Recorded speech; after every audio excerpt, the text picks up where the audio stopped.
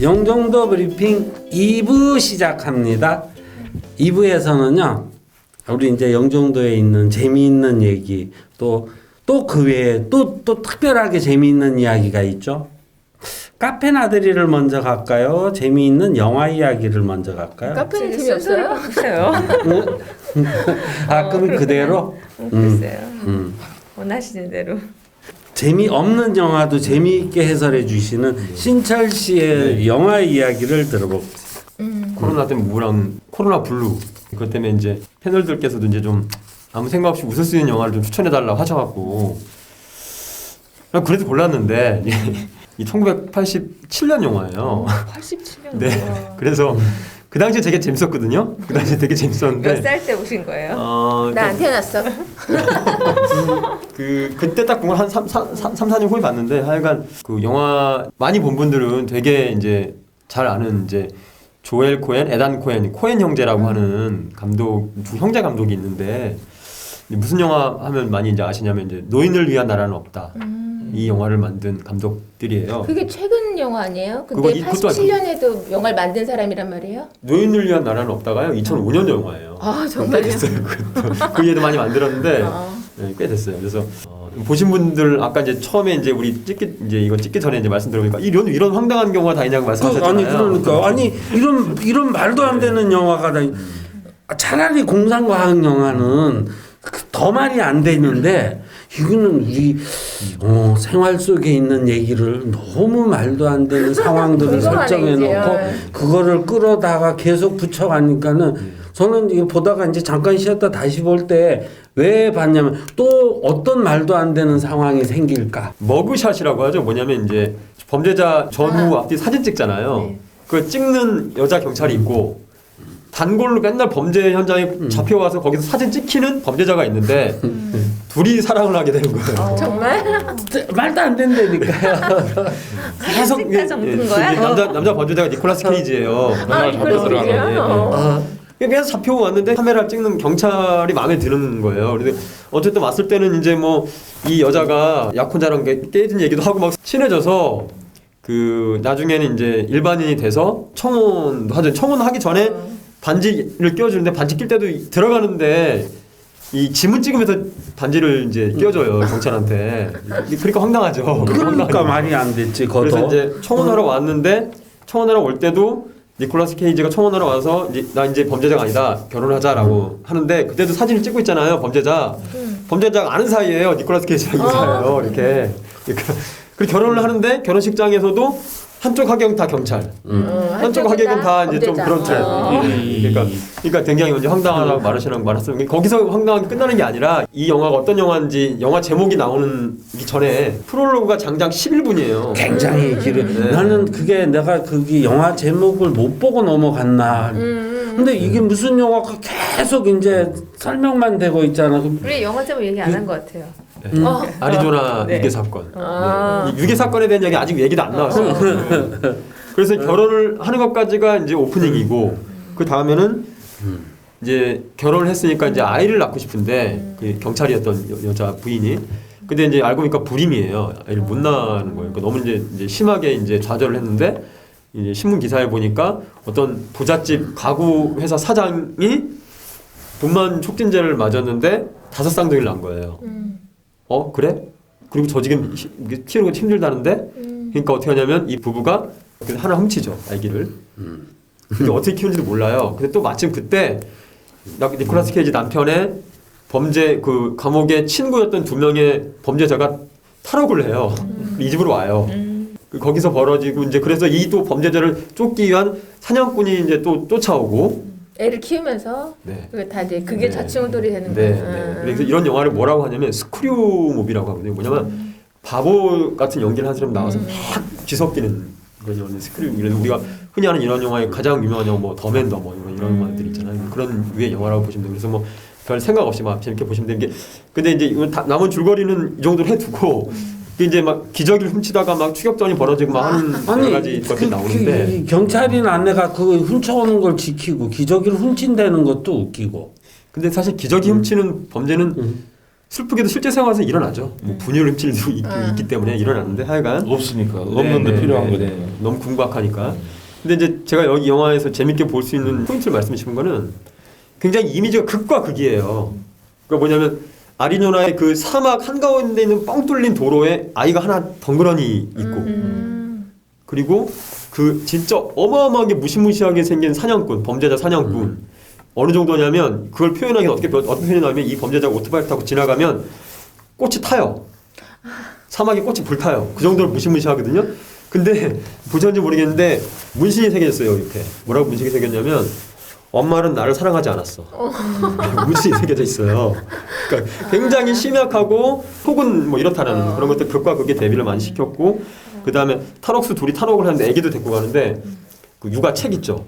육아책도 갖고 가고 그런 식으로 좀 굉장히 극과 극의 대비가 있는 영화이고 굉장히 이제 젊은 감각으로 그 당시에는 지금 뭐 어떻게 보면 젊은 감각 맞는 영화고 한번 시간 날 때 이렇게 한번 보시면 재미있게 보실 수 있을 것 같다 생각이 들고 이 영화를 보시고 이 코엔 형제 영화가 뭐 혹시 이제 관심을 갖게 된다면 다른 영화 보시면 이게 얼마나 극과 극인지 이 사람이 그 스펙트럼이 얼마나 다양하고 큰지를 보시는 재미도 있을 것 같다. 그래서 이제 이렇게 좀 많이 웃을 일이 없는 상황에서 한번 좀 재밌게 이제 좀 보시면 좋겠다라고 해서 소개해드렸고 마지막으로 하나 이게 뭐 그냥 마냥 웃긴 영화이기만 하면은 좋겠지만 저는 이런 생각이 들더라고요. 5 쌍둥이를 낳은 집 가구점 사장과 이제 지금 막 결혼한 범죄자와 그 여경의 부부는 이 아이가 사실은 그냥 그 아이로만 볼 수 있는 게 아니라 이게 87년 영화라고 말씀드렸는데 레이건 당시 굉장히 이 빈부격차가 심해졌잖아요. 그래서 아마 중산층으로 가고 싶은 이제 젊은 부부와 그 다음에 이미 유복한 이 사이에 어떤 서로 넘을 수 없는 그 벽을 아이라는 매개로 좀 상징한 거 아닌가 뭐 이런 생각도 좀 할 수 있겠다 이렇게 생각이 들어서 나중에 보시면 그 중산층 이제 가구 사장이 상금을 걸어서 애를 찾아오면 거액을 주겠다. 그래서 애가 찾아온 걸로 처음에 이제 장면이 묘사가 되는데 거기서 거래를 또 하죠. 그 사장은 현물로 줄게. 가구로 돈을 줄게. 정말 악권은 그 탈옥 장면, 그 갯벌에서 발이 쑥 올라오는데 굉장히 기발한 작성이다라는 생각. 나는 그거보다 여기 말도 안 되네. 상상력이 부족하신 거 아니에요? 아니 이 장면도 제가 말씀 잘하셨는데 그 장면은 사실은 쇼생크 탈출 나와요. 거기에 근데 쇼생크 탈출이 후의 영화거든요. 네, 거의 오마주 근데 오마주했다고 뭐 이렇게 공개적 말은 하지 않았는데 진흙 속에서 튀어나와서 이제 하늘을 향해 확 했는데 똑같이 마치 비도 오고. 아 그래요? 완전 그런 면에서는 굉장히 어쨌든 시대를 좀 앞서간 측면도 있는 그런 영화이기도 하고 핸드헬드 카메라 갖고 막 긴박감 넘치게 뒤에서 추격하는 장면을 어깨에 맨 카메라를 들고 돌아가면서 찍는 장면 같은 거 그 후에 쪽에서는 굉장히 이렇게 유행하는데 그런 장면들 같은 거 영화에 나오기 때문에 나는 가장 신기했던 게 어린애들을 연출을 할 수가 없을 텐데 어떻게 그렇게 천진난만한 각각의 얼굴이 묘사되고 도로 한가운데 떨어져 있는 굉장히 무서워하잖아요. 이렇게 나름대로 그 상황을 아는 사람은. 그런데 얘는 정말 천진난만하거든 그 상황이. 그런 게 너무 어린이 연기에 굉장히 매료됐어요. 근데 진짜로 5 쌍둥이 날 수가 있을 가능성이 있을까요? 있죠. 현실 세계에서 있는 일이죠. 있는 일이죠. 저 길병원에서 네 쌍둥이까지는 봤어요. 네, 그 7 쌍둥이도 있었던 것 같아요. 저도 그렇게 본 거예요. 한 쌍둥이. 난 아니 4 쌍둥이까지는 5 쌍둥이는 일부러 영화니까 일부러 5이라고 만들어 놓은 극단적인 상황이 아니었나 했더니 꼭 그렇진 않나 봐요. 현실이 더 극단적이죠. 영화보다. 그 말이 제일 큰 충격입니다. 현실이 극단적입니다. 극단적인 현실을 황당무계하면서도 엉터리 같은 재미있는 영화 이야기 아리조나 유괴 사건을 한번 검색해서 보시기 바랍니다. 재미있었어요. 네. 다음은 김선희 씨하고 영종도 카페를 좀 가볼까요? 네, 안녕하세요. 저 김선희입니다. 영맘 카페에 갔다 왔는데요. 저는 이번에는 하도 게시물이 너무 많아요. 진짜 영맘 카페 그래요? 게시물은 근데 매일 뭐 수백 건씩 올라오기 때문에 이제는 키워드로 찾아야겠다고 전략을 바꿨어요. 그리고 계속 내려다 보면서 이제 가장 조회수 많은 걸 찾았었는데 그거보다는 가장 핫 이슈가 되는 키워드를 쳐보자 해서 저는 이번에 추석을 쳐봤어요. 추석 명절이 이번 같은 추석은 정말 없었잖아요. 저도 이번에 시댁도 안 가고 친정도 안 가고 두 곳 다 오지 말라고 하시더라고요. 그래서 저희 아주버님이 대표를 갔다 오셨어요. 그 마을 다 고령의 어르신들이어가지고. 그리고 저희 친정도 이제 그 마을 밖에도 고령분들 많으시고 마을 자체도 안에 학교가 있는 마을이어서 그런 코로나가 들어오면 안 되는 기숙학교가 있어가지고 거기도 오지 말라고 해서 이제 추석이 참 특이한 추석이었다 이렇게 생각을 하고 보내는데 저만 그런 게 아니었더라고요. 그래서 이제 추석 때 근데 이제 저희 동네 분들도 추석 때 어디 안 가고 집에 계신 분들이 많았었나 봐요.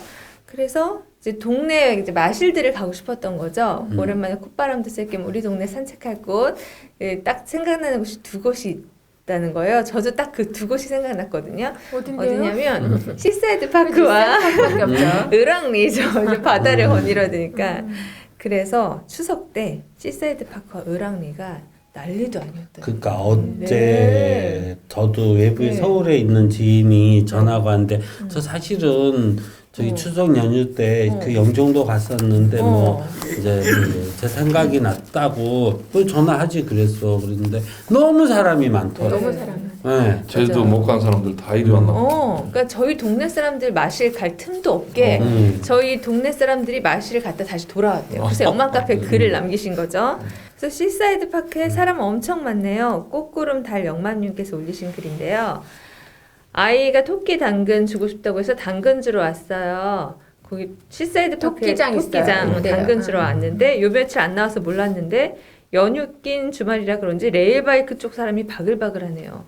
댓글에 봤더니 레일바이크 쪽에 줄이 정말 어마어마했었대요. 레일바이크 타시겠다고. 그래서 대박 났네 이거. 네. 그래서 이번 추석을 맞이해서 영종도가 신흥 관광지로 이렇게 부상할 것 거듭나는구나. 같아요. 동네 사람들이 갈 곳이 없을 정도로 외부 분들께서 많이 오시는구나 이제 알게 된 거죠. 댓글도 많이 달렸고 이제 거기 말고 다른 쪽으로 가봐라. 임시 주차장 있는 다른 쪽으로 가면 그래도 시사이드 파크 쪽으로 들어갈 수 있다. 원래 시사이드 파크 주차장, 레일바이크 주차장은 넘쳤던 거죠 이미. 사실은 저도 추석날 을왕리를 갔었어요. 바다 보고 싶어서 오랜만에. 저도 뭐 같은 휴일에 쉬니까 일하다가 갔는데 추석 당일인데 사람 없겠지 싶어서 나왔는데 하고 무지개 영맘님께서 올리신 글이에요. 같은 마음인가 봐요. 8월보다 더 많아요. 다 여기 오나 봐요. 시사이드도 이럴까요? 하고 또 누가 이제 올리셨는데 정말 제가 을왕리 그때 갔었을 때 차가 뭐 영종대교까지 있나 봐요. 차가. 되게 거기 잘못 끼면 빠져나올 틈도 없이 차들이 있더라고요. 무의대교 개통되고 나서 주말마다 수도권 주민들이 다 여기로 오시는 것 같아요. 그러니까 저도 그 최근에 주말에 그 을왕리 그쪽으로 그냥 뭐 볼 겸 뭐 겸사겸사 돌아갔더니 차들 엄청 많더라고요. 저는 생각된 게 동네 주민은 평일날 가야겠다. 요즘에 평일날 그래야 이용하세요. 우리 영종도가 그래도 경제적으로 이렇게 그래도 가게들이 이제 바글바글 하시니까 사람들이 그래도 좀 많이 보셨겠다 하는 잘만 그런 마음도 하시겠지. 있고요. 그렇죠. 네. 음식점들도 잘 됐을 것 같고 그 정도면 레일바이크도 뭐 대박 났다니까 좋은 일이죠 영종도로는. 그랬다는 추석이었고요. 그런데 또 이제 추석을 가신 분도 계세요. 가신 분이 시골에 가셔서 엄마 폰 요금을 확인하시고 있었던 일이에요. 황마마 영마님께서 올린 글인데요. 추석 명절이라고 친정 갔다가 엄마가 나훈아님 노래 듣고 싶다고 해서 스트리밍 어플 결제하면서 폰 요금 한번 봤어요.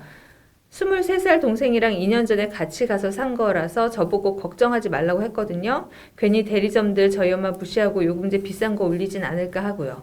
그런데 아니나 다를까 통신사마다 영화 드라마 보는 유료 서비스 어플이 있대요. 매달 10,000원씩 빠져나가게 가입해 놨더라고요. 엄마는 그걸 쓰지도 않는데 그 어플을 깔려 있지도 않은데 그게 가입이 돼 있어서 매달 10,000원씩.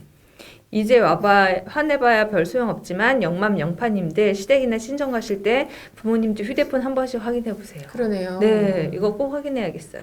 가끔 이런 일들이 스카이라이프인가 막 그거 이제 시골에 막 설치하고서 막 하는 경우도 많이 있어요. 너무 좋은 정보 주셨어요. 저도 확인해 봐야겠더라고요.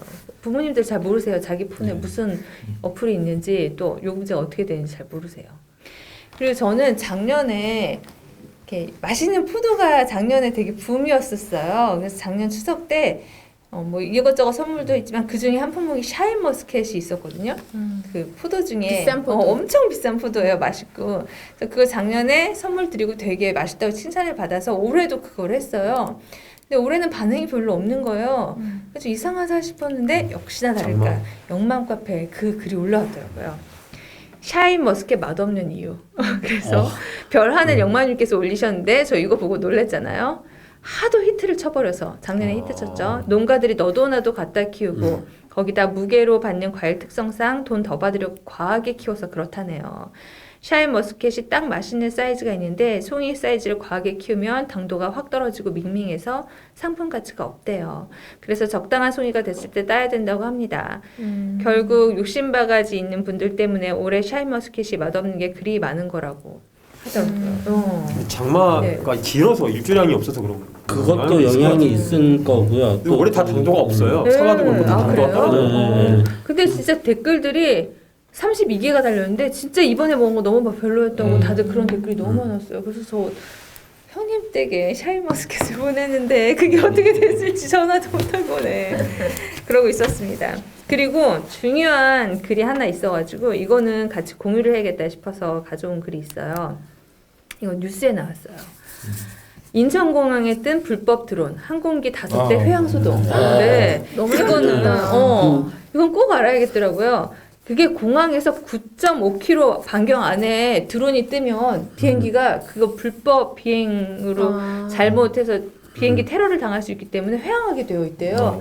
근데 인천 공항에서 우리 신도시나 하늘도시가 다 그 반경 안에 들어있는 거죠. 그래서 저희는 드론을 띄우면 안 되는 여기는 거예요. 안 되는 걸로. 세계 평화의 쪽에서 뛰었다 신고가 다 들어갔는데 네. 알고 보니 부동산 업자가 이걸 찍으려고. 이제 홍보 영상 찍으려고 아 이게 그 얘기인 거예요. 네, 맞아요. 5대나 회항했으면 5대나. 김포공항으로.